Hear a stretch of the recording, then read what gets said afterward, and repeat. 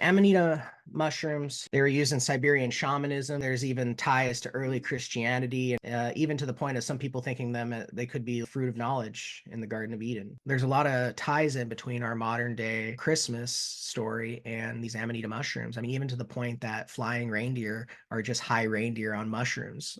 I've dedicated my life to using plant medicines because it's saved my life. I think it's just about getting the safety down to it and trying to keep it away from the greedy people of the world that are just out for themselves and their pockets. What artificial intelligence is to me is it's an analytical database set of our collective consciousness, void of emotion. And so what can that tool be used for?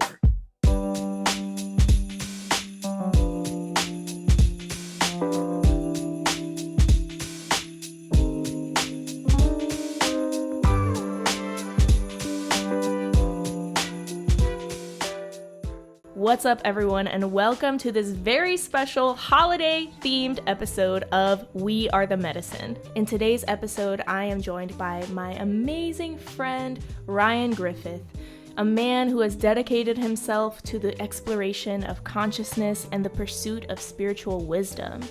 He is a plant medicine student and really just a magical wizard, filled with knowledge of many different plants and fungi, including the one we are highlighting here today, the Amanita Muscaria mushroom. Is it possible that the Christmas myth of Santa Claus and his flying reindeer originated from mystical experiences with psychedelic mushrooms? There is a lot of correlation between our modern-day Christmas celebration and the Amanita mushroom, also known as the fly agaric mushroom, much of which comes from ancient Siberian shamanic traditions and similar traditions throughout neighboring parts of Europe. Many of the holidays we celebrate today have origins in pagan traditions, and it is apparent to me that Christmas is definitely one of them. Christmas also aligns with the holiday of Yule, which is a winter festival that was historically celebrated by the ancient Germanic and Scandinavian peoples, who were eventually converted to Christianity and brought some of their magic and their traditions into Christmas. This is just a piece of what we discuss in today's episode. In this episode, Ryan explains the compounds within the Amanita muscaria mushrooms, how to find and process them in order to work with them safely, and the difference between amanitas and psilocybin. We also talk about empowering ourselves to reclaim our birthright to work with these sacred plants and fungi, and the importance of keeping plant medicines out of the hands of government and pharmaceutical gatekeepers. We even get into a fascinating conversation about the future of AI and the potential of AI to help solve a myriad of problems throughout our society. We discuss the fears that many of us, including myself, have around the negative potential of AI and how we can shift our perspective and hopefully steer these technological advancements in the right direction. I had such a great time recording this podcast, and I really hope that you all enjoy it and learn a lot and have as much fun as I did. So take you a little microdose, get you a little smoke. We're having fun today. It's a holiday celebration. So thank you for joining. Thank you for supporting this podcast. And now let's get into the episode. All right. Welcome back, everybody, to the We Are the Medicine podcast. I present to you my dear friend, Ryan. Thank you so much for being here. Thank you, Serena. I'm super excited to have this conversation today. We have a little Amanita tea. Mm-hmm. This is actually my first time popping the cherry. Yeah. All right. I'd love for us to jump right in and you can just go off of what you were saying about the amanitas and the process of harvesting them and all of that. I would love to hear. Of course. So Serena and I are sipping on some tea from some Amanita muscaria mushrooms that I harvested here locally on my grandfather's property in Alaska. And these are just caps. And Amanita mushrooms, they have a ancient lore about them and different things. And they were used in Siberian shamanism. There's even ties to early Christianity and religious things, even to the point of some people thinking they could be like the fruit of knowledge in the Garden of Eden, right? And there's art that depicts that, and that I've seen go across the internet, ancient art, and I've seen some art in Italy where they have Amanita mushrooms in the baskets, and even in today's culture, we see them in the Super Mario Brothers, right? The red and white mushrooms, and they have a, a shamanic, I guess, history that allows you to tie to different mystical experiences, and if they're cured in the right way and used in the right way, and there's still a lot of um, science that's going into it. They are legal here in the United States, so very different than psilocybin, but similar in a lot of ways too. And Amanita mushrooms, if you ingest them just raw, right, or pick them right off the ground, they have a lot of ibotenic acid, which can cause a lot of nausea, vomiting, muscle spasms, um, a lot of discomfort. So traditionally, the way they were prepared for ingestion was they'd drink the urine of animals that would eat the mushrooms, and specifically caribou, or domesticated caribou, reindeer. And so they drink the urine, and then they go into these mystical experiences, and they used them as kind of an intoxicant for celebration, for spiritual connection, talking to spirits, for ceremony, um, for parties, for many different reasons. And they allow an altered state of consciousness. They allow, just similar to psilocybin, they allow you to experience things through a distorted lens, from what your everyday life is used to. And specifically, ibotenic acid, when you convert it into mescamal through heat drying, and there's lots of different ways to do it, but typically using alchemy and heat to dry the mushrooms. And I dried these ones at 165 degrees, which is what my research showed was the most appropriate to convert the most ibotenic acid into mescamal. And I got a lot of my I did a lot of my trial and error using a YouTuber, Amanita Dreamer. And I was actually lucky enough to sit with her in ceremony in Washington a couple years ago Ah, that's at a so plant cool. at a plant medicine church. So we did for an equinox, we did a drum circle. We drank the Amanita brew, and we also smoked Amanita mushroom out of a hookah. And so I actually have a little Amanita mushroom that I ground up in my grinder, my herbal grinder, and this is my ceremonial pipe. And so I think we'll just start this off. I'm going to take a little toke on some mushroom. I also have Ooh. I also have this little blend that I put in it too. I got it on Etsy. It's got Egyptian blue lotus, red raspberry leaf, lavender, ginkgo, rose petals, chamomile, skullcap, uh, and then also just a little bit of ganja, because I like to add a little mama medicine in there, Woohoo. and then some amanita, lots of amanita. So, Oh, that's beautiful. and also in preparation for this podcast episode, I took about 2,500 milligrams of this amanita gummy about a half hour ago. Oh, beautiful. It's a Yeah. party today. We having a party on the podcast. So, Bringing in a little bit of that medicine here, a little bit of that. yeah.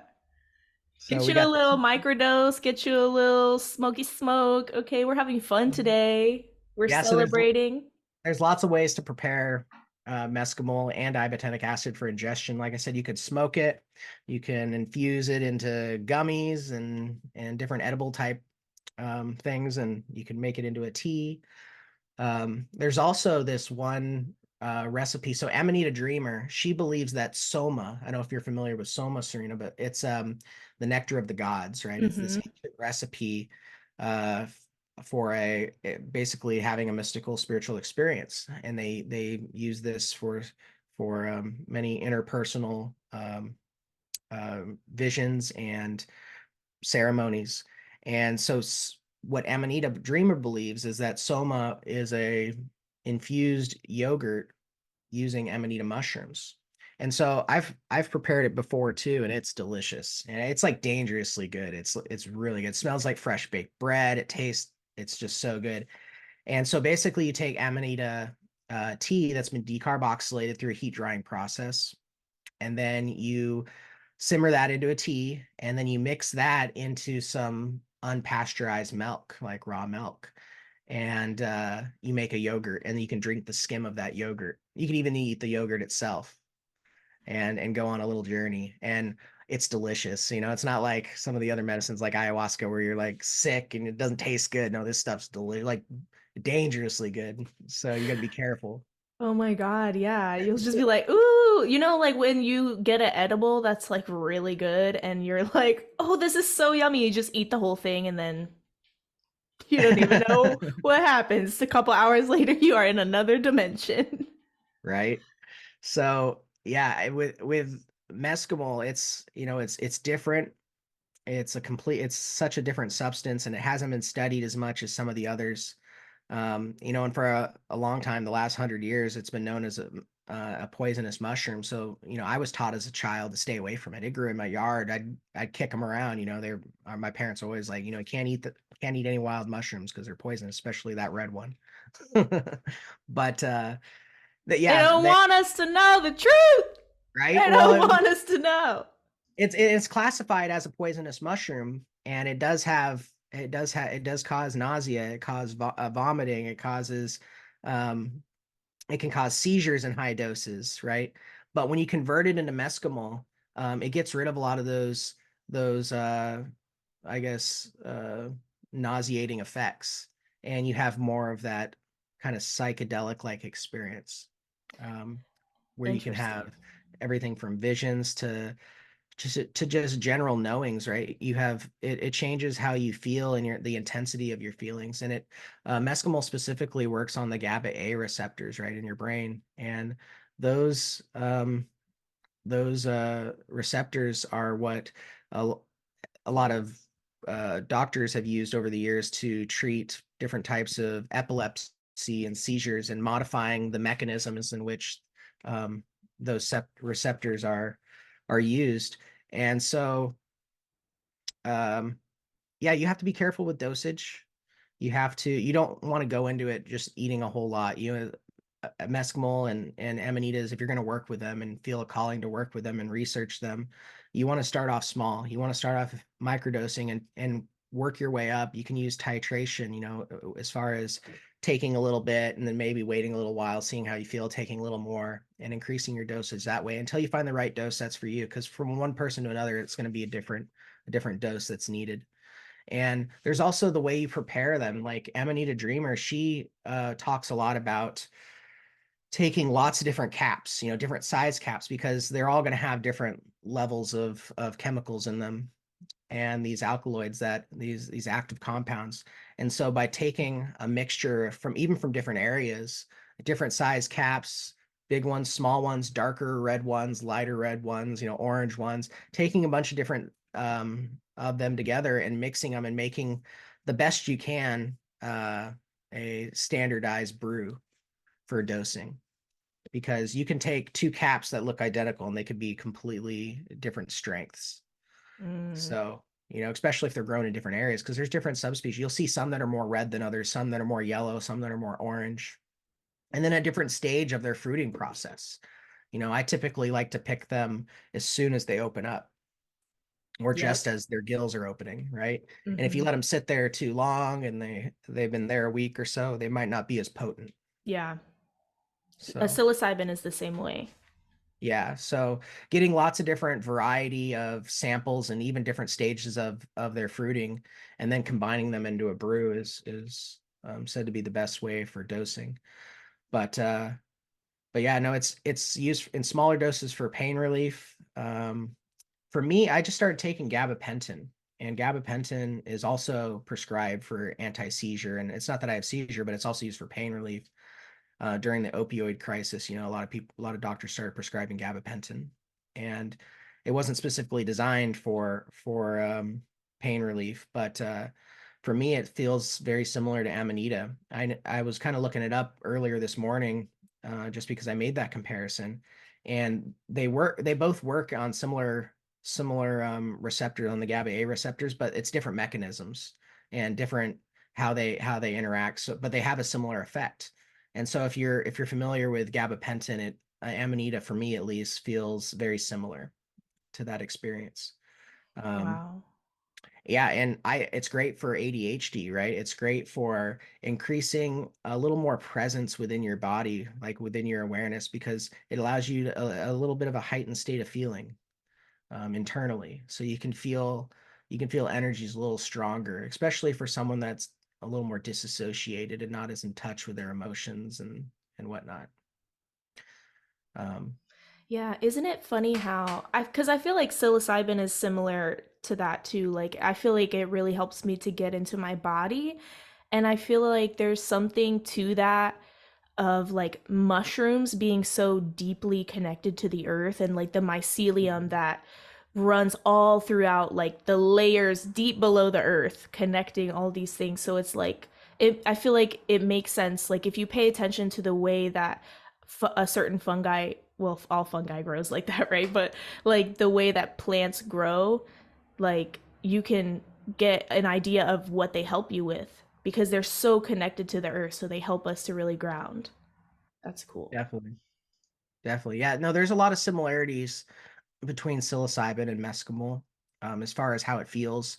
It's psilocybin's a little more intense experience, but with the right dose of mescaline, you can get those heightened visual mystical experiences too. So I think it's subjective to the individual and the person that feels called to work with this medicine. And then as you start to work with it, as you go into these higher doses, you'll be able to kind of see what type of experience you have and gauge it a little more effectively for you. Yeah. So, okay. So, if can you die from eating them raw? So there that's a controversy opinion, right? So a lot of people say there's never been a recorded death. I've had people that have said their animals have eaten them and died.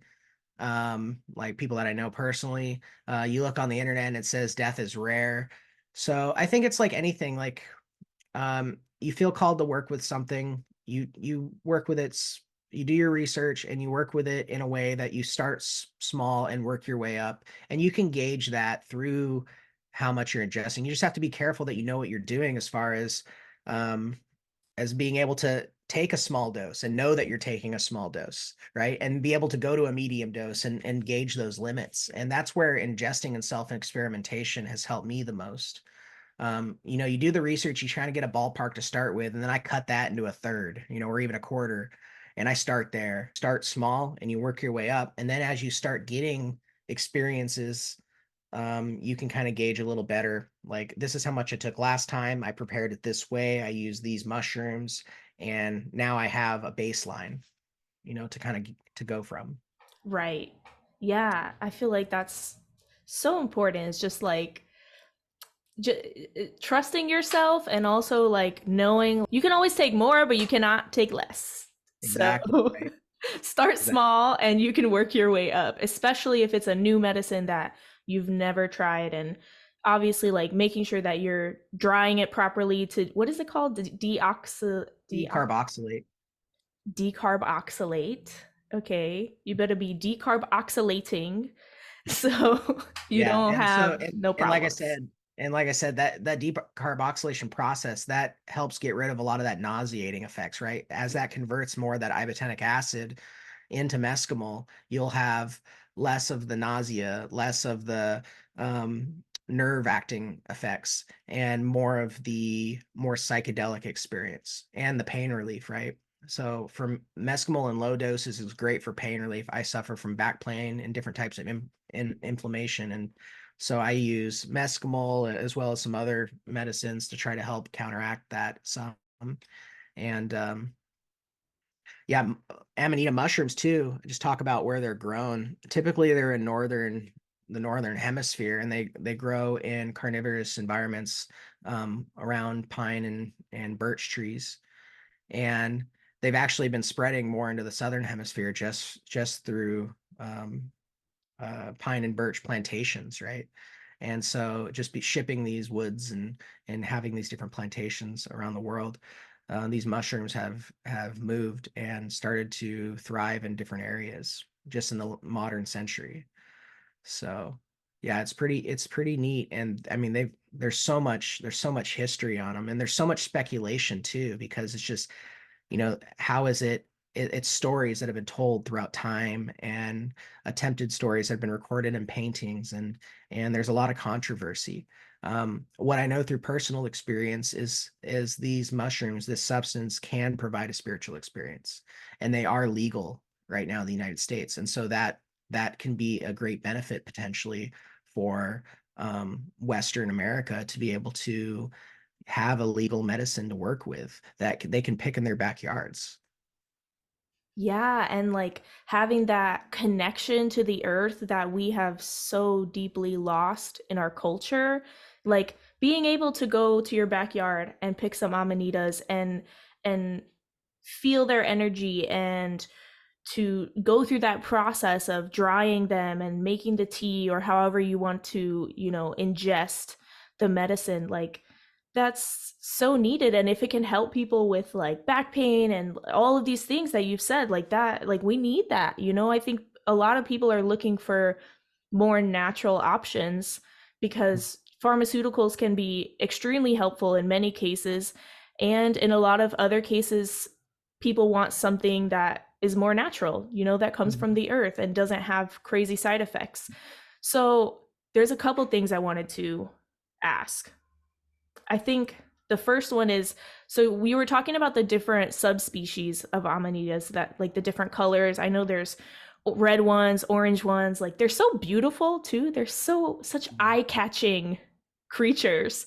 And I know there's also like white ones. And so is there any difference in the effects or how safe they are to use between those subspecies? Because I feel like I heard someone say that the white ones are like so poisonous. I have read that there is one specific Amanita species that is more deadly than all the others. I can't remember exactly. I think they call them death caps. I can't remember exactly, but they don't grow up here in Alaska where I'm from, so I haven't had to worry about them. We pretty much just have one or two species. But between the different species, there is different levels of ibotenic acid, right? And other alkaloids too. And then you just get different sizes, and based on the environment they're growing in, and their water retention, right, contributes a lot to how much is in there and their potency. And then the big thing is the deep carboxylation process in the Siberian shamans. They would heat dry them in the sun in the pine trees, and that's where you get kind of that the Christmas vibe from, decorating the pine trees with these red and white mushrooms.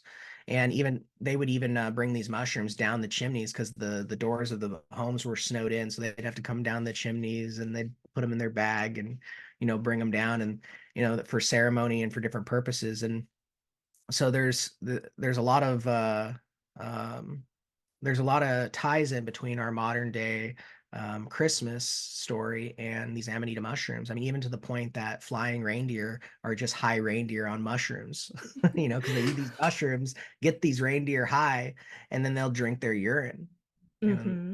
which the urine process, that it converts the ibotenic acid. So they let the reindeer go through those more nauseating effects, and then the humans will come through and just drink the urine.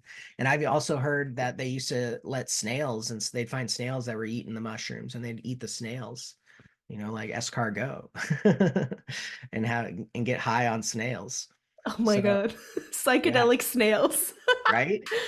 That's so funny. Yeah, I have heard about that too. And that's like a big reason why I wanted to do this episode, because there is a lot of rumors around the Amanita muscaria mushroom being a big there's a big connection between the Amanitas and Santa Claus and flying reindeer. I think what I've heard is that people in Siberia and like Scandinavia and these like northern parts of Europe, they would take the Amanitas in ceremony, or maybe like you said, like they would drink the reindeer's urine or whatever, and then they would see the flying mushrooms, they would see like flying reindeer because they're having this psychedelic experience, and Santa Claus, red and white, and then the Amanitas are red and white. So it's just really fascinating to think that this huge holiday that is celebrated all over the world could literally like the part of it could be from this psychedelic mushroom.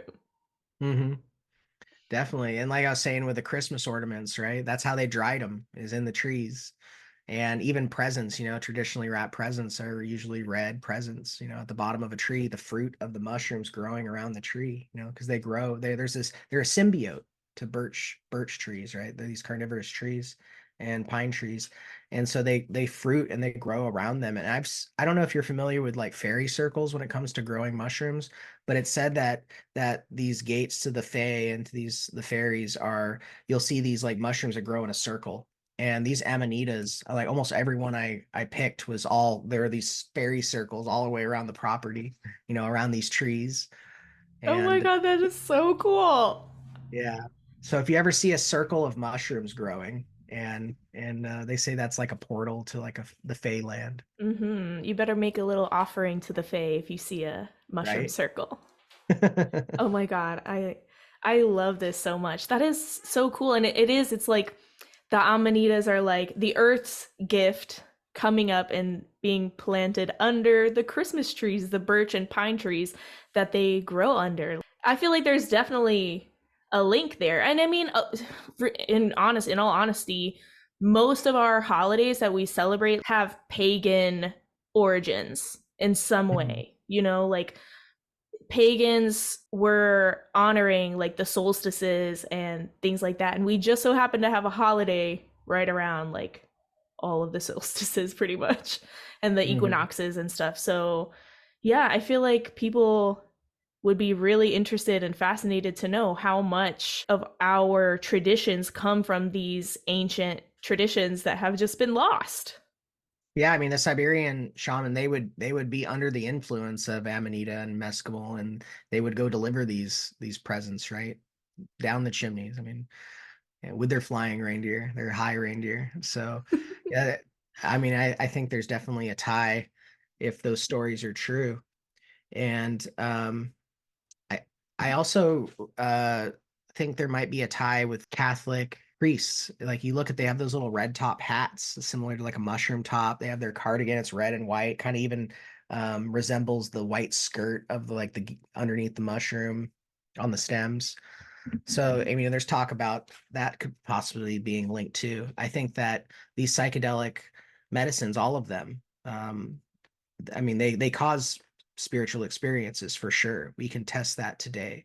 And it only makes sense that in some way they were worshipped either in ceremony or a part of religion and forming religions around the world. Yeah, it's like, have you heard of that? I mean, you've probably heard of that book, The Sacred Mushroom and the Cross. It's basically Mhm. this guy, I think he read the Dead Sea Scrolls, and he translated them, and he realized that Christianity was basically, the origins of it was like sacred mushroom fertility rituals. I haven't read the book, I just hear Joe Rogan talk about it all the time, but fascinating. It's very controversial, but like fascinating to think about. Yeah, very controversial. And who's to say? I mean, I wasn't around back then. So we at some level you have to trust or believe, right?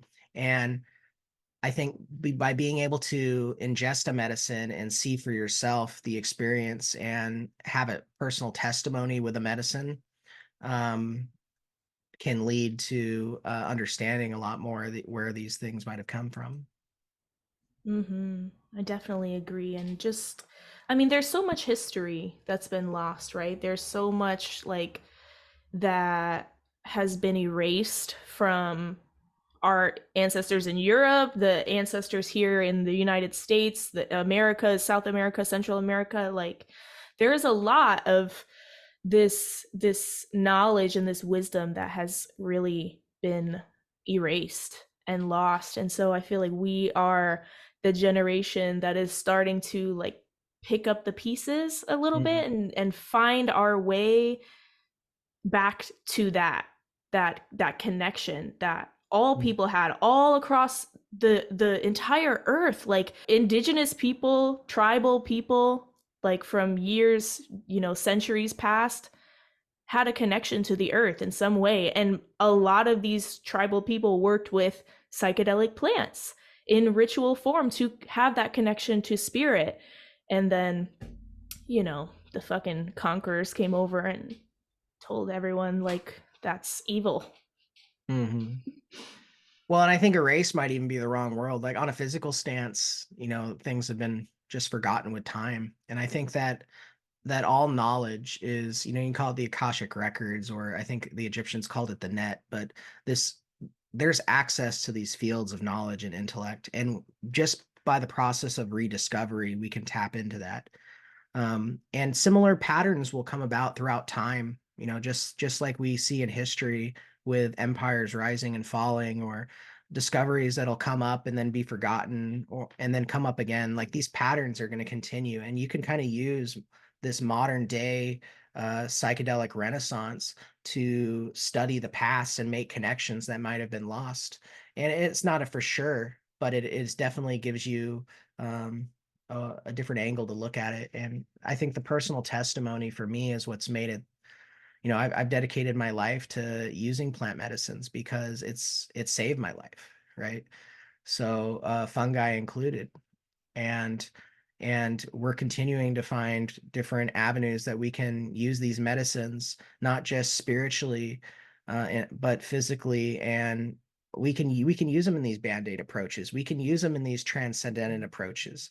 And I think it's just about getting the safety down to it and trying to keep it away from the greedy people of the world that are just out for themselves and their pockets. And I think that's where pharmaceuticals in general is right now.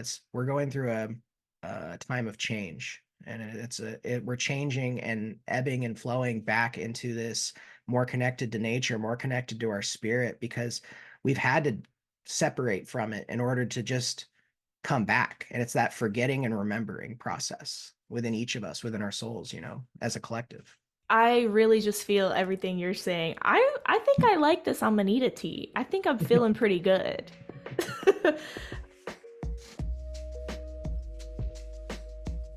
Hey friend, if you are interested in plant medicines, or if you're on the plant medicine path, or even if you just like to work with plant medicines to enhance your spiritual practice, you are going to love Four Visions Market. Four Visions Market has a wide selection of many different spiritual tools that can help enhance your spiritual practice. They have just about anything you could imagine to fit your personal spiritual needs, such as an amazing collection of hape, which is my personal favorite thing to buy from them. Four Visions is my go-to place to get hape, and my two favorites from them are Divine Mother Rose and the Ojo de Jaguar hape. And even if you're not into hape like me, I promise you they will have something you're gonna love. They have a wide selection of spiritual tools with anything from ceremonial cacao to botanical tinctures such as king nettle tincture, which, by the way, nettle is one of the most amazing and nutritious plants that you can put in your body. So everyone needs them a little bottle of king nettle tincture. They also have some amazing healing lotions, Florida water, yoni steaming blends, tea blends, sananga, and they have an entire line of CBD products, including tinctures, body butters, pain salves, and even a little something for your pets. And the beautiful thing about Four Visions is that every single product in their marketplace is created handmade by indigenous people of the Amazon. And what I really love about them is that they give 50% of their profits back to those indigenous artisans to support them and their families and the tribes and make sure that they are healthy and beautiful and thriving as well. I am so grateful to be partnered with Four Visions. I really believe in their message and their purpose in this world. I love the way that they support and give back to the indigenous communities in the Amazon. And I think it's probably one of the best companies that you could support because they are really doing a lot to help those indigenous people. And I have a special 10% off code for you. So if you click the link in the show notes and use the code Serena Rose, you can get 10% off your first order. Now let's get back to the episode. Yeah, and this connection that we have to the earth, because we are the earth, and I I fully believe that the earth provides for us everything that we need, and she gifts us, like, for every ailment there is a medicine.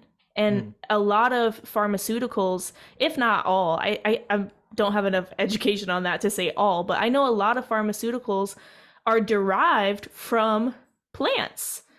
Like the compounds that they've created, a lot of them come from plant medicines, you know, like I mm, just, what comes to mind is like opium, but there's many others. It's like the earth has given us these gifts, and for so long we've been told that we're not supposed to use them. Like there's, like, it's bad, it's evil, it's illegal, like.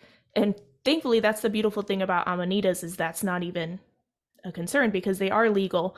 But it's our birthright to have this connection to sacred mm, plants and to heal in this way if we so choose. You know, I think so many people are becoming more interested in plant medicines and different forms of natural therapy, herbalism, and even just like things like breath work and just how you can heal yourself naturally, which is that knowledge that a lot of our ancestors have, and that many ancestors, you know, and people still alive today, indigenous people, have held those traditions. And like, God, so grateful for them, because they've been able to, like, people in South America and certain areas throughout the world, they've been able to hold on to those traditions and that knowledge and help us to find our way, you know. So just so grateful for like these mm. plants. Like, it's just so crazy that they've been demonized for so long. And I just wanted to really emphasize that point that you said about not letting the greedy corporations try to take over, because there is like this psychedelic therapy movement, which in a lot of ways is amazing and beautiful, but like, we really don't want it to get to a point where the only access you have to sacred plant medicines is through the pharmaceutical industry and through a therapist or a doctor, because there's just like, it's too sterile. We got to be mindful about that. Like, we have a birthright to these plants and these fungi. Like, they literally grow from the earth. And so no person, no corporation should be able to like play the middleman, because the Mhm. earth literally gave us these gifts. So that's my rant on that. Well, I think intentions probably started out good in Western pharmaceuticals. I mean, you don't want people to harm themselves. You want people to be able to take the right dosages. People that don't have the equipment to be able to do the study and the research and to look at these different compounds that are used, you know, throughout all forms of medicine. And I think the intention and at least the stance on it is at least partially correct.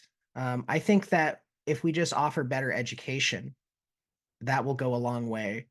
And teaching people, like, we should be able to have electives in school with herbology and being able to and botany and be able to use these medicines, grow these medicines, and know what they are when we're out in the wilderness, especially here in Alaska, where there's you have vast differences of forest between cities, and you get stuck on even on just on a road system, where you're flying out in the middle of nowhere like I do, and you get stuck. Like, I've had to come up and use my knowledge to be able to just get medicines to use out in the wilderness. So like, these things should be taught. Survival should be taught. Being able to help our friends and family in need, or a stranger that we run across on a hiking trail, you know, because neither of us have a first aid kit we packed with, right? And being able to know that, hey, you know, willow bark is an aspirin, it's a blood thinner. I can make this into a tea for you. I can help with pain relief. I can take some amanita and help with pain relief. We can brew these different teas and be able to not only get vital nutrients, but get medicine. I am just feeling how fucking important this is. Like, I think about this all the time. Like, like, our ancestors literally could go outside and identify the plants that were there. They knew which berries were safe to eat. They knew which like plants could help you heal this and this. And that's why I have so much like respect and admiration for the indigenous people, especially of the Amazon and all over the world, because they still have like this knowledge. And we should know that. Like you said, you should know like what plants are good for what, and like how to identify them and what they look like. And it's we're so disempowered, right? Like I feel like what I was just, as you were talking, I'm just thinking like, yeah, if you are in a situation where you're in the Alaskan wilderness and something like that happens, and you have like no phone service, you don't have access to medical care, like you have to figure out some like it's like nature is here, like we don't have to always depend on the medical system for our healing. And there's so many great things about it, like so grateful, like there's a lot of beautiful aspects to Western medicine. And also like we have a right to have this information for ourselves. Like there should be no gatekeepers to our healing. Like you shouldn't have to go to a doctor, or like, I don't know, it just feels like we should empower ourselves. And you were talking about the safety thing, and that's really important, right? Like and a lot of the reasoning for this wanting to gatekeep of plant medicines is because people, we don't want people to start going crazy and like taking too much and like, going off the deep end or just harming themselves. And I think that's really important. And that's a big part of why I started this podcast, is because I feel like people want that education and they need that. And I think that we should empower ourselves to have this knowledge. And I think that like, I don't know, I was just thinking like, I feel like the government, or like I feel like they try to treat us like children. Like we don't really, like we don't have sovereignty. Like we can't like take care of ourselves. And granted, like, yeah, there's a lot of stupid people out there, and sometimes I do stupid shit too. So, but it's like I was just thinking about it, and I'm like, like our ancestors, like our tribal ancestors, the way that they learned about these plants is through trial and error. There was the one guy who took too many amanitas and he had a fucking seizure, and they were like, okay, let's not do that. I think that we do need more education, and we also need to all just empower ourselves to experiment and do our own research, absolutely, and learn from people who have like done the research already. But this is just such an important conversation, and it really is just, it's like our reclamation of nature, of our birthright to have a relationship with sacred plants. What I see two frame of references. You have Western medicine and you have more Eastern medicine, right? Or that natural medicine. Whenever you have two opposing anything, it's never that one's right and one's wrong. It's always somewhere found in the middle, that vesica piscis of overlap, like finding that balance. You call it Aristotle's golden mean, right? You have to find that balance where we can utilize Eastern and Western medicine together in harmony. It's the same thing in any demographic with politics too. You got your two major sides, Republican and Democratic. Neither one's going to be the answer. The answer is going to be in the overlap, right? What we can agree upon. Whenever you have war, you have one side against another side because they have their wants and desires and their beliefs, and they have their wants and desires and their beliefs. And if you were to take those two people and put them in a room, or those two factions, and say, hey, let's change this conversation, and let's say, what can we agree on? What can we agree on for our belief systems? What can we agree on for our virtues? What is right to you and what is right to me? And what is wrong to you and what is wrong to me? And let's find where we can find that common ground, because that's what it's all about. Is just like all energy is a sine wave. All energy throughout existence is a sine wave. You have peaks and you have valleys, right? And it's at some point those high peaks and those low valleys are going to stabilize right in the middle, just like a ripple throughout existence. And I think that's what we're coming into right now is we went into, at least in Western culture, we went into this high that this is the way it's done, this is the way it's organized. It's pharmaceutical or nothing. And that's not necessarily true, because we can go to the opposite parts of the world and it's done differently and it works for them. So it's like, how can we incorporate and find this balance between these different methodologies and these different medical approaches?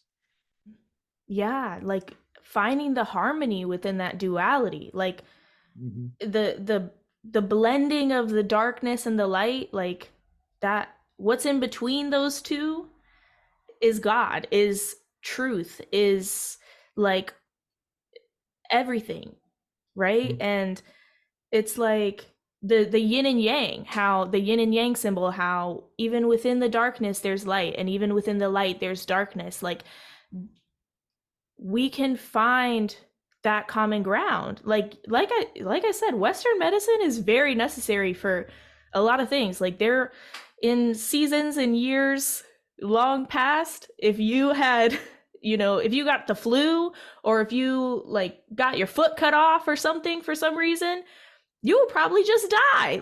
Like there definitely, there's there's a time and place for all of it, right? And it's just like finding that balance and learning how to blend these two opposing things and finding that commonality, and like seeing how can we really change some shit up here, because like it's not just one way or the other. There's Yeah. more than just those two lanes. And I agree with you with like the whole politics thing and all of that. We have to stop looking at things in so black and white and see that there's a lot of Gray. commonality. A lot of gray. Literally. You can't put Yeah. anything in one box, right? Like you have to be able to keep the box vast and infinite in its approaches, in the way you look at things, and just perspective in general.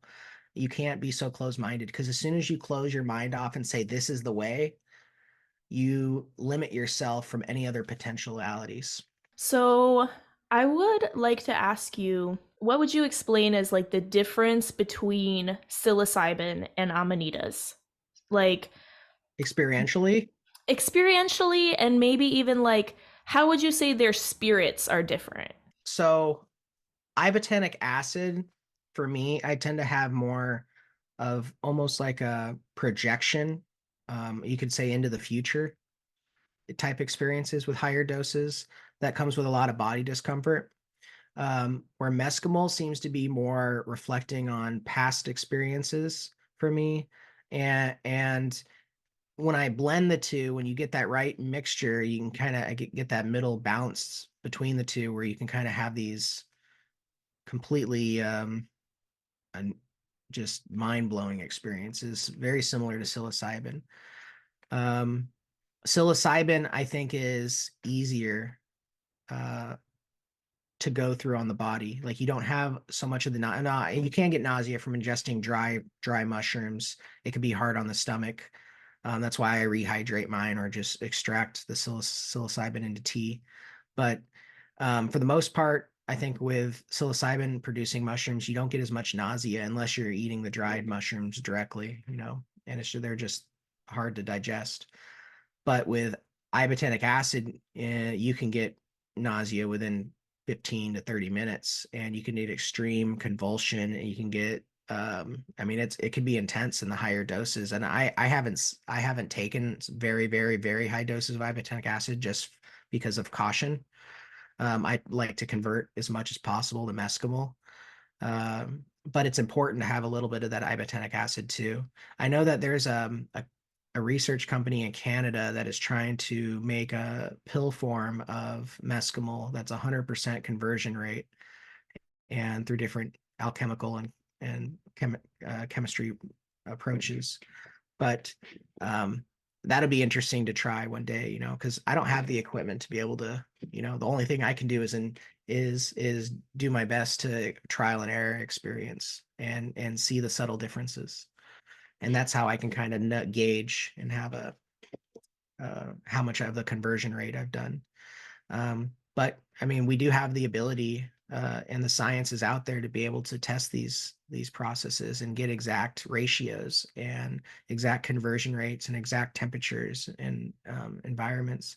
But as far as the experiential, I mean, you feel just like similar with psilocybin and similar with ayahuasca, you feel that when it comes on, Amanita Dreamer calls it the call of the ancestors. You feel that heaviness kind of hit your body, and then it wants to take you out. It wants you to go into an altered state and close your eyes, and you'll feel that kind of almost like groggy kind of I just got to lay down feeling. And then as soon as you lay down and close your eyes, you can blast off, with the right dosage. And I mean, you get the sacred geometry, you get mandalas, you get tunnels, you can get spirits and different entities that can visit you on this medicine, just like psilocybin. Um, it's just another path, like all things to spirit. There's multiple paths, there's infinite amount of paths, and it's just another path. So if you decide to and have a curiosity cultivate inside you, that's that pull towards that spirit. If you're even searching for it on Google or listening to this podcast, you probably have a call to work with it at some degree in some point in your life. And embrace that curiosity. And you can do things you can evaluate your risk, use common sense, use good research tactics, use get confident in what you're ingesting before you just blindly take it. Like, you don't want to just take something from anyone that you get at a rave or a party, right? Like, that's not the best environment to take something. That's how people can die. That's how people can end up in the hospitals. And not saying that you can't in doing this at home, but if you're going to work with a medicine, safety, like have a trusted trip sitter at least on standby. Have some protocols in place for yourself to keep yourself safe, to have the right set and setting. Make sure your house is clean. Make sure you have the ability to maybe go outside and have a space outside if you need to, that's private. Put your phone in do not disturb mode, and have your standby friend in another room, or if you're ingesting with someone, like go over these things, go over these precautions, and have these safety protocols in place. Because when it comes to ingesting anything, especially when you're new to it, there's so many things that can happen, and there's so many ways that the experience can influence you. And no matter what happens, it's going to be a learning experience. So it's just embracing that courage in yourself, doing your own research, becoming confident enough that you can say, hey, I'm going to try this substance and I'm going to see what it's like, because I feel this curiosity, because I feel this pull towards it. Mm-hmm. Yeah, I feel like I just love everything you said, and it's so, so important. Like, trust yourself and, do your research, have a friend on standby. And I was just gonna say, like, my biggest tool ever, if I'm sitting with any kind of medicine and I start like freaking out a little bit, or I'm going through it, is music. Like, I have a playlist of medicine music that I'll put on, or just singing, or like playing my guitar, or even like movement, dancing. All of these things like can really like just shift the energy so quick. So yeah, like I love this, and I'm just so excited because I feel like amanitas in particular are a medicine that is all over the place, and It's misunderstood. yes, people don't really know about it, or they think that it's It's poisonous. been it's been demonized, and it's misunderstood, but it's also kind of a wild card. It's not as easy to work with. You have to convert things, you have to do things in the right way. It's hard to control. I mean, it's easy to control if you know what you're doing. But if you don't know what you're doing, and you're still in that learning process, that's why it's so important to, like, I highly suggest Amanita Dreamer's website and YouTube channel. She has preparation videos. Like, you could spend a day or two going through and watching all her videos. And I got to sit with her in ceremony a couple of years ago, like I was saying, and it was beautiful. We did a drum circle, so we had drumming, and we had people. You just go up and smoke the hookah, you can drink the medicine, and like you said with music, like drumming, Siberian shamans, they do a lot of drumming too, you know. So they have their reindeer skin drums and different instruments. And I know that in shamanic journeying, in general, whether you're ingesting substance or not, they recommend using 220 beats per second. So you could look on YouTube, find a 220 beats shamanic drumming meditation, and put on some headphones, or you can I'm getting number synchronicities every time I look somewhere. Different clocks at different times around the room. But um yeah, find 220 beats drumming, put on some good headphones, make sure your headphones are charged, make sure your phone's charged, make sure it's in do not disturb mode, set it up ceremonially, set it up ritualously. I mean, it doesn't matter what religion you come from. If you need to say a prayer, have your Bible nearby, that works too. Call on your guardian angels, call on your ancestors, and if you don't believe in any of that, then just say a little prayer to yourself, like, and give yourself some encouragement. And as the medicine works with you, you'll go through different states of understandings, different states of feelings. Some you might go through some harder experiences. You might go through some more positive and uplifting experiences where you want to dance, or you want to cry, or it could be so vast and all over the place. Um, you're going to be testing your limits. You're going to be testing your understandings. You're going to be growing your knowledge as a spiritual being, as a human being. And that's what these medicines do. They're a gift, and they have to be treated that way. A Mm-hmm. Christmas gift. A Christmas gift under the Christmas tree. Oh my God, I love it. And I remember you saying once, I think you said something like the Amanitas have this like jester-like quality to them. Yeah, so the jester archetype definitely follows the Amanitas.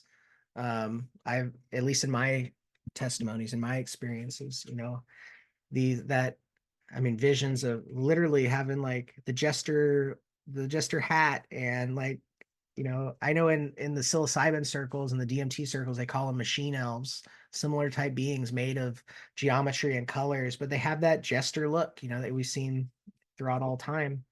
And it's kind of that comical, kind of like hee hee hee, you know, like they're the fun, they're that aspect of humanity that brings out laughter, and it brings out comedy and fun and childlike innocence. I feel that because I like even just throughout this podcast, there's been a couple times where I've been just feeling so giggly, and psilocybin's like that for me too. And I don't know, it's something about like mushrooms in general, like they are very like childlike, and I don't know if it's like they're so little and they're so cute, and like I just like when I see them, I'm like, oh my goodness, like they're so cute. They're like Mm. my friends.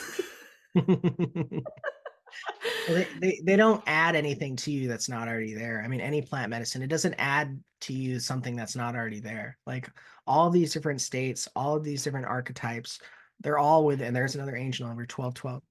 They're all within you. They're all within your energy field, within your consciousness of awareness. And I'm kind of the belief that consciousness is infinitely encapsulated and tiered up. And so just as these amanitas are a fruit of the earth, us humans are also a fruit of the earth. And I mean, I'm sure you've heard a lot too about the ties between mushrooms and people, how like genetically we're very similar. Like our even in mycelium and how it branches and forms is the same patterns that's found within our neural pathways of our brain, Yeah. within within the how our veins and blood vessels distribute throughout our body and through our lungs. Like Hmm. these, I mean, have you heard of too? I think it was in Tokyo. They used mycelium to like redesign their underground substations. Oh, I So they, think I did hear something about that. And I've yeah, heard so they, stories about like mycelium being used to like clean up oil spills and crazy shit. oh yeah. So with the Tokyo thing, it's the story goes is that they went, and these, I guess it was architects and engineers, they took mycelium, and they basically took a map of their current train station, and they all the pathways, right, and laid it out, and they put different uh I guess it'd be nutrients along these pathways. And then allowed the mycelium to grow, and it found better, more efficient ways to these destinations and to and redesign their entire system. That is crazy. I mean, you can use these. I mean, let's apply this to other aspects of engineering and things we can do within modern society. I mean, we could potentially use mycelium. If they can redesign train stations, they can redesign highways, they can redesign subdivisions, they can redesign any form of internet connectivity, fiber optics, oceanic fibers, and how fiber optic network systems are put and designed. Like, you can use mycelium and mushrooms to redesign a more efficient way, and then you start incorporating that with artificial intelligence, and I don't even know what's possible, right? Oh my God, right? No, I just feel like the world, oh my God, I feel like it's gonna be so different even in just like 10 years. And I don't know what that means. I don't know what that's gonna look like, but I yeah, think I'm optimistic. we can speculate.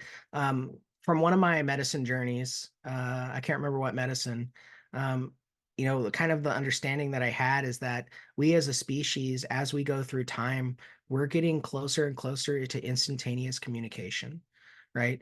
We have that through our stories. We can convey large amounts of information in a story just through the title of the story.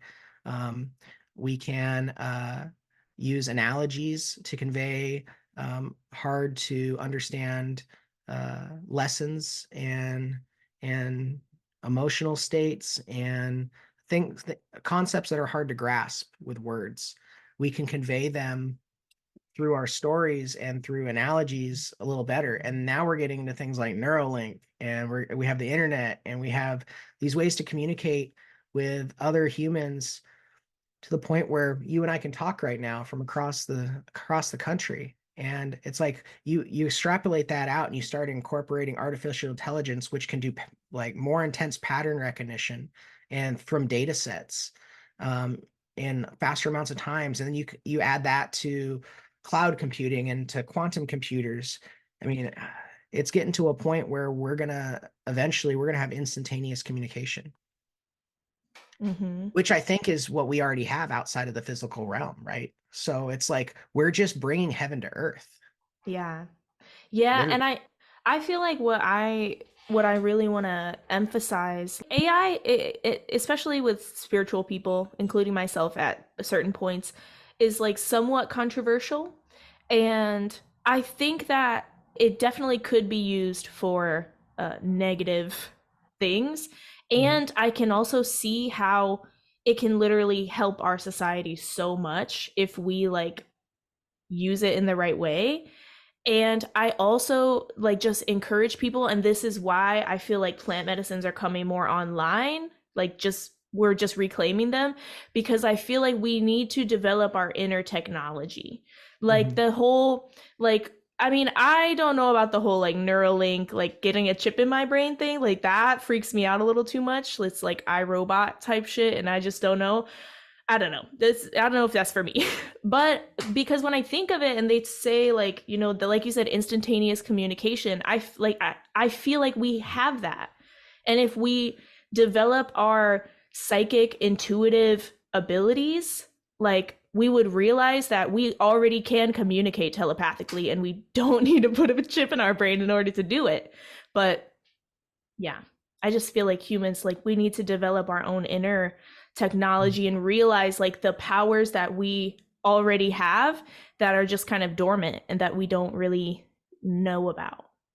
I think it's a rediscovery process, like we were talking about earlier. I mean, these things have been discovered within factions of humanity throughout time. It's a forgetting, right? Because it's not, because you have things like the seven deadly sins that creep up within humanity, and they fight for control, they fight for power, they fight for greed. And let me ask you, I mean, is your reluctance to artificial intelligence because of artificial intelligence itself or the people that control it?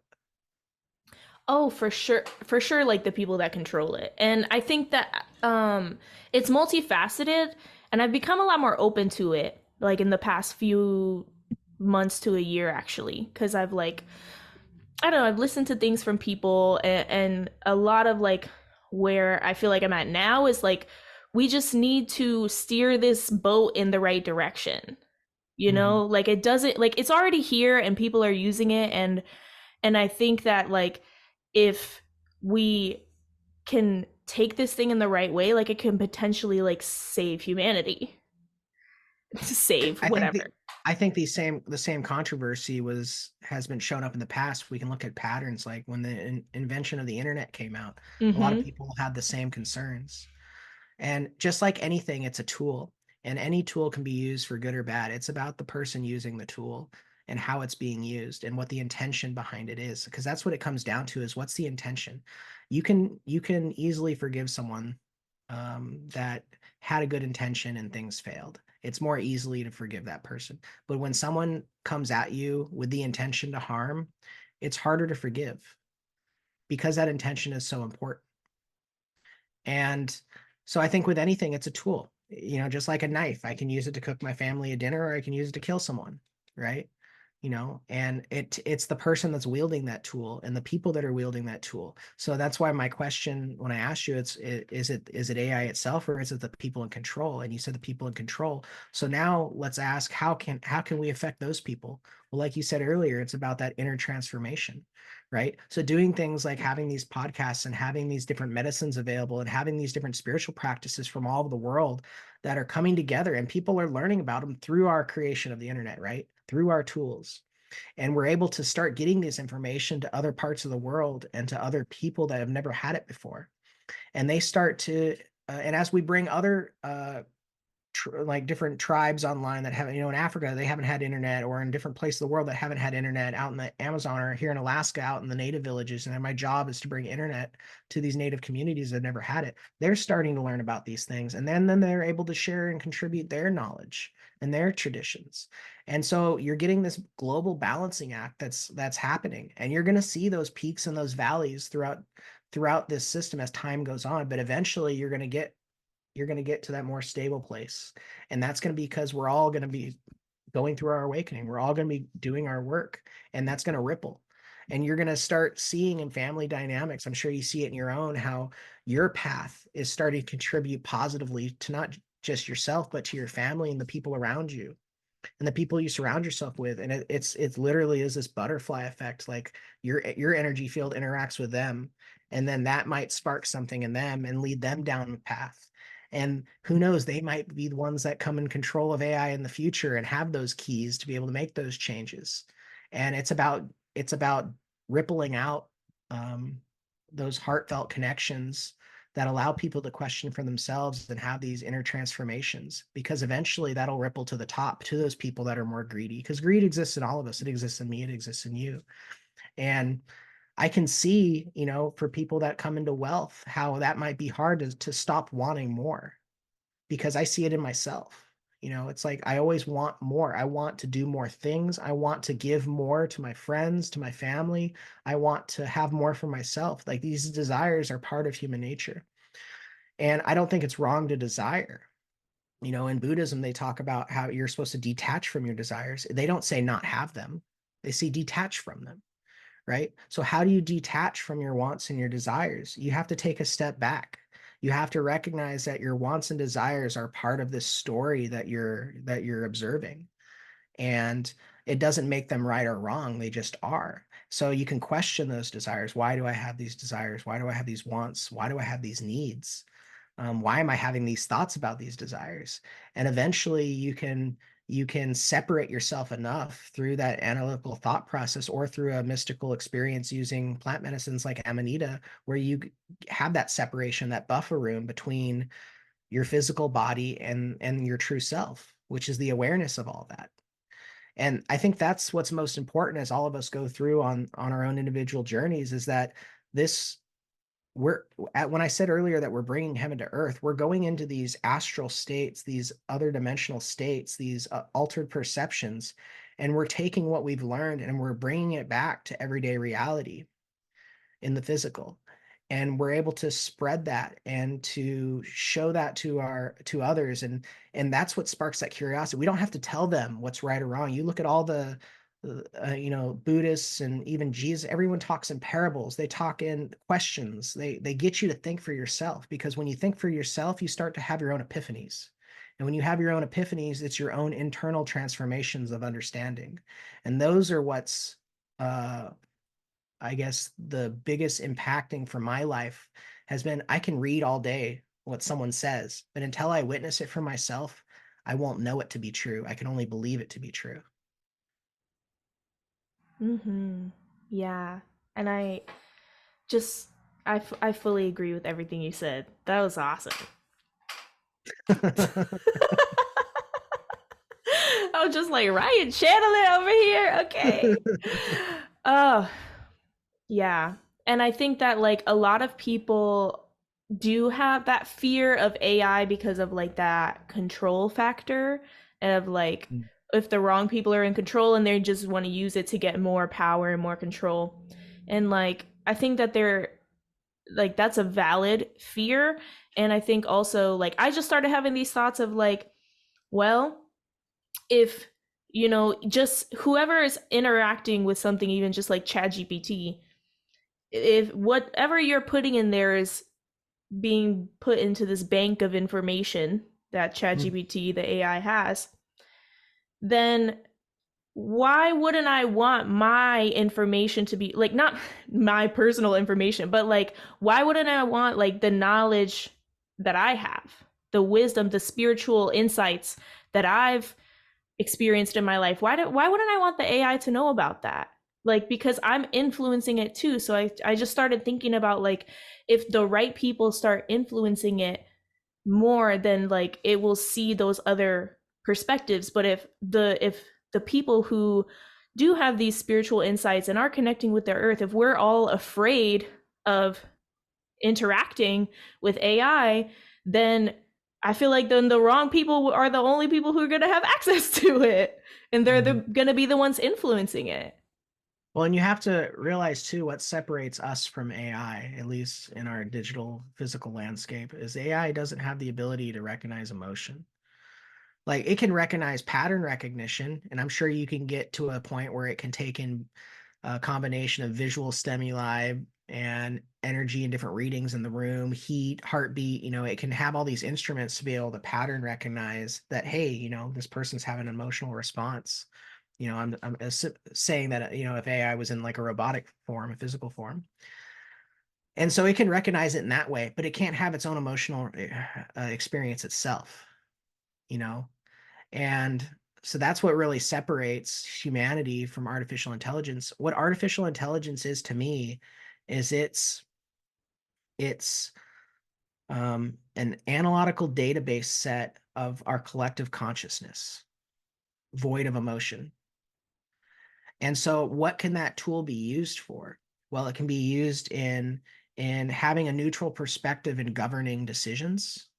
So like maybe in a court of law, or maybe for helping come up with the best way to design something for a population or for a city or for a government. So it can have that neutrality that we as humans have a hard time having, because that's why we have a jury, is we try to have multiple different personalities, multiple different people to try to get the best data set for convicting someone of guilty or not. And once you include a neutral bias, it can go just off the facts. But at the same time, like if we're speaking in a court of law, like sometimes those emotional gauges are needed too. So we may end up where a situation where we have AI judging something and humans judging something, and being able to take a combination of those two assessments. I can see that happening, but I can definitely see AI governing a populace. And like once you program it with that's the downside, is that it's programmed.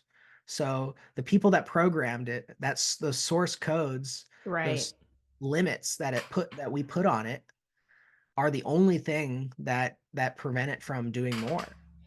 Yeah. And that's really important. Like So who who's who needs programming it? yeah, exactly, who's programming and where are they at on their spiritual journey? Mhm. What kind of person are they? What are their intentions? Do they have any biases Like these are the things that need looked at in the programmers and the developers. Yeah, and I think that's where a lot of people's concern is, including mine, because it's like, I don't know you. And but at the same time, all we can do is work on ourselves, like, and pay attention, like where is there, like you said, where is there greed in me? Where is there the desire to control? Where is the desire to have more power? Where are those darker aspects? Because it's all a reflection, right? So like it's in me too. So how can I help, like, start to heal that or integrate that in a more healthy way within myself, is really important. And it'll be really interesting to see where all this goes, but I think it is important to talk about. Like I think that we shouldn't just ignore it and pretend that it's not happening, and there is a lot of like beautiful, amazing things that can come from AI. And I think that my concern is that I fear that humans start to value intellect over emotions. And like we start to prioritize the mind more than we prioritize the heart. And I think that a lot of humans, today feel like emotions are useless, like they're just a nuisance, like why do I even have these? They just get in my way. And maybe I feel that because there's an aspect of me that thinks like that, because I definitely, like, I'm a Capricorn, so sometimes I'm like, bro, haven't I felt this enough? Like, can I be done now? But so I really just want to like put it out into the universe, and for myself, for humans to realize that our emotions are also a superpower. Like our emotions are also important, and we came into a human body to be able to feel emotions this intensely, even if it's uncomfortable sometimes, and that there's power in that, and that we need that. And I just want to like ensure that as we further along these technological AI improvements, that we as humans like hold on to that. And like, yeah, sometimes we need that non-emotional perspective, and that's like really important, but we also like, we need our emotions. Like that's part of the beauty of being human, is that we can feel such grief and empathy and anger and sadness and joy and bliss, and that we have like this gift of being able to feel all of that, and knowing that that is like it is a beautiful part of being human. It's not this thing that like we would be better off without it, because I think there's some people that think that we would be better off if we didn't have any emotions, but I don't believe that. And that's coming from someone who has spent a lot of her life like trying to run away from my emotions. Mm-hmm. So I just you've learned to recognize the value of them, right? Mm-hmm. And that, I guess that's the prayer that we want to put out for others, is that they recognize the value in their emotions, and that they aren't something that you have to run from. You can if you want, but I think that's what you would call the gift of God, right? Like you have that ability to make that choice, to run from them or not. And they'll keep coming up. They'll keep coming up, and you can keep trying to escape them. But I'll tell you what, it's a lot better when you work through them. Oh yeah, there's like, that's where the juice is. That's where like the magic is. And I have met, for much of my life, many times in my life, I have felt, I know what it feels like to be numb. I know what it feels like to feel nothing, because I didn't allow myself to feel anything. And there's nothing worse than that. Like, I mean, there's really horrible things in the world, but like the biggest thing that I've learned from all of it is like, when I try to run away from the uncomfortable emotions and the emotions that I don't like, and I dissociate from them, then I also cut myself off from all of the joy, from all of the love, from all of like the bliss and the happiness. And we need that. We need the duality, right? Like we have to go through the shadow and the darker emotions of like pain and anger and grief and sadness, to be able to unlock those higher levels of joy and things. So yeah, I just want to put that out there for the world. And I just really appreciate you coming on today, Ryan. This has been so much fun and a great introduction for myself and for all the listeners to Amanitas. And like, this was such a cool conversation. And is there anything else that you would like to say before we wrap up? Just going off what you were just talking about the shadow, like you can't have a shadow without a light source. So if you're dealing with going through your own shadows and your own darkness, recognize that it's only because it's being illuminated. And so when you can turn around and face the light that's casting the shadow, that's when you can really turn around and face yourself. Mm-hmm. I love that. And like just being able to acknowledge and like accept all of these parts and say like, it's okay, I get it. Like, I still love you. And also you're not allowed to run my whole life.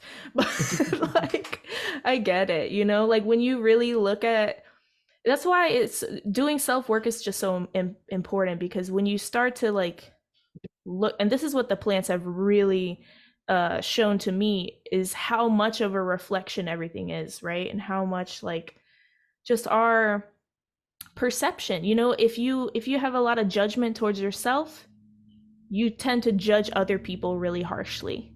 Definitely. So like when you start to look at those shadow aspects of yourself and maybe the parts of yourself that you don't like as much or that you feel like are wrong or bad, and then you see like, oh, like I understand how this happened. Oh, like my mom was like this to me and she was mean to me as a kid, and then oh, my dad abandoned me, or whatever your story is.